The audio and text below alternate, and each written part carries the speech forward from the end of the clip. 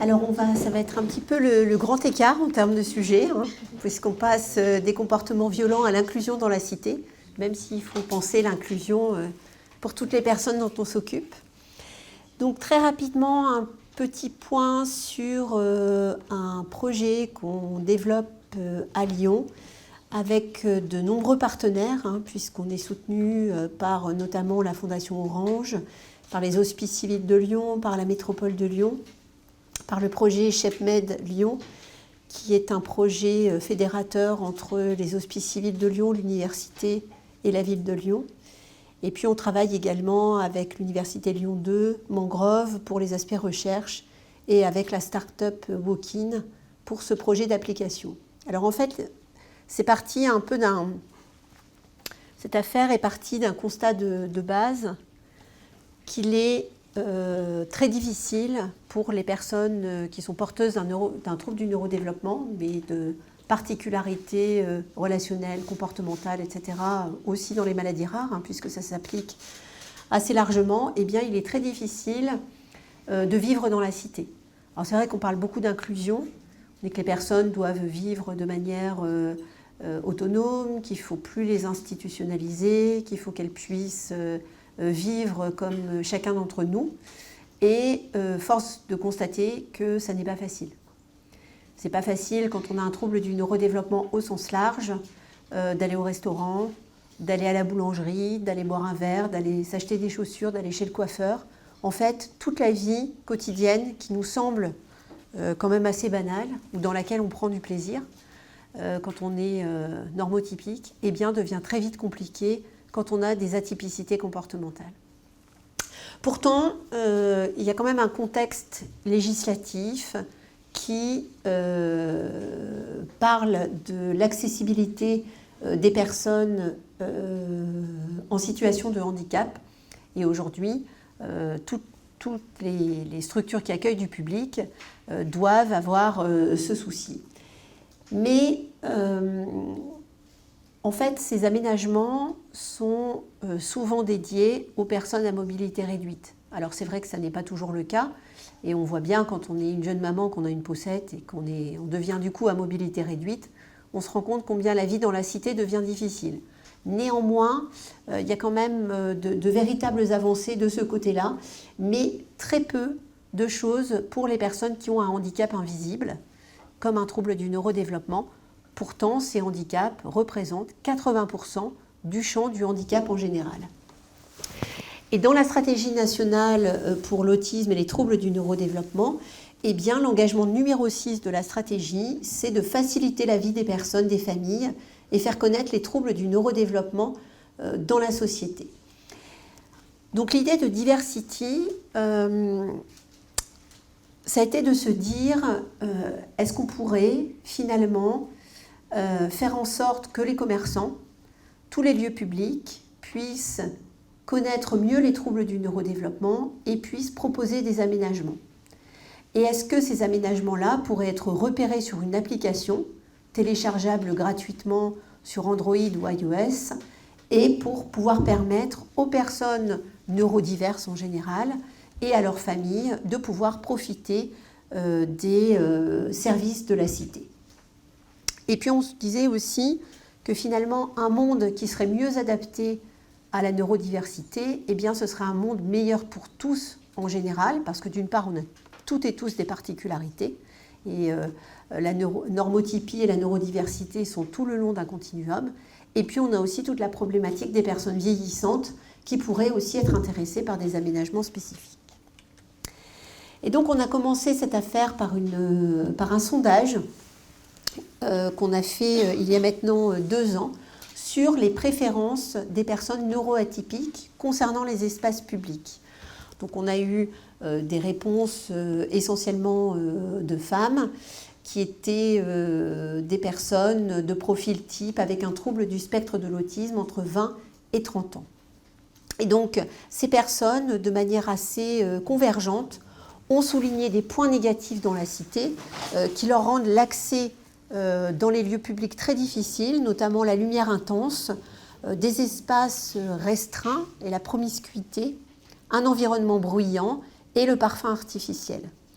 avec des points positifs autour du calme, des infos en ligne, le fait de pouvoir ne pas avoir de file d'attente et la biophilie en général, c'est-à-dire des abords verdoyants.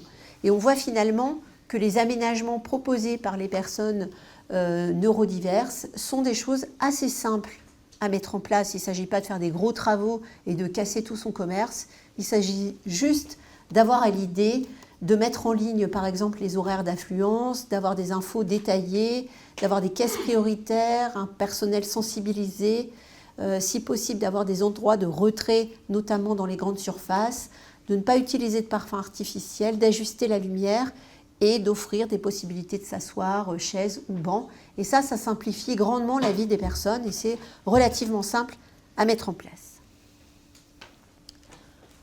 Donc, on a conçu ce projet d'application qu'on commence à décliner sur la ville de Lyon et dont on espère pouvoir faire bénéficier toutes les communes de France, avec d'un côté une plateforme pour les commerçants et de l'autre une application pour les usagers. Donc la plateforme pour les commerçants, on a élaboré 6 capsules vidéo de moins de 2 minutes parce que les commerçants n'ont pas de temps à consacrer à la formation dans les troubles du neurodéveloppement. Et notre but, ce n'était pas de leur expliquer ce qu'était l'autisme, ce qu'était le TDAH ou ce qu'était une maladie rare. Notre but, c'était vraiment de les sensibiliser à l'importance d'adapter l'éclairage, le bruit, les odeurs, la promiscuité, la signalétique et l'accueil en leur expliquant les difficultés rencontrées par les personnes, en leur indiquant quelques bonnes pratiques simples et peu coûteuses, parce que dans les grandes chaînes, c'est peut-être un petit peu plus facile d'aménager les choses et on a un budget pour ça, mais si on s'adresse au boucher de quartier, au boulanger de quartier ou au petit coiffeur, il ne va pas mettre de finances sur ces aménagements. Donc l'idée, c'était vraiment de proposer des petites choses vraiment toutes simples et peu onéreuses. À l'issue de ces 6 petites capsules vidéo, le professionnel, le commerçant ou l'espace public signe une charte d'engagement et donc est répertorié sur l'application Diversity en proposant de lui-même les aménagements qu'il peut mettre en place. Ça peut être juste « je suis sensibilisé à l'autisme, donc les familles peuvent s'adresser à moi ». Ça peut être si la personne se signale comme venant de l'application, elle ne fera pas la queue. Ça peut être les heures silencieuses, par exemple comme le supermarché Carrefour qui fait des heures silencieuses à certains moments de la journée. Ça peut être un coiffeur qui dit moi le mardi matin par exemple c'est plus calme et je peux avoir plus de temps, etc. etc. Et on est volontairement incitatif en laissant les commerçants exprimer d'eux-mêmes ce qu'ils proposent pour cette application. Et en face, on a donc une application pour les usagers qui est donc gratuite, avec la possibilité de trouver des lieux qui proposent des aménagements adaptés. Et il s'agit donc d'une application qui a été complètement construite de façon participative, avec des personnes concernées qui ont travaillé à chaque étape. Donc l'idée, c'est de créer un profil utilisateur, de pouvoir inventorier les préférences des personnes et de leur suggérer ensuite des lieux qui vont s'adapter à leurs particularités. Ensuite, les commerçants ont la possibilité donc d'avoir une fiche et de pouvoir détailler les aménagements qu'ils proposent. Alors là-dessus, on a greffé 2 projets de recherche pour mesurer à la fois l'efficacité, l'impact de l'application et pouvoir appuyer son développement national.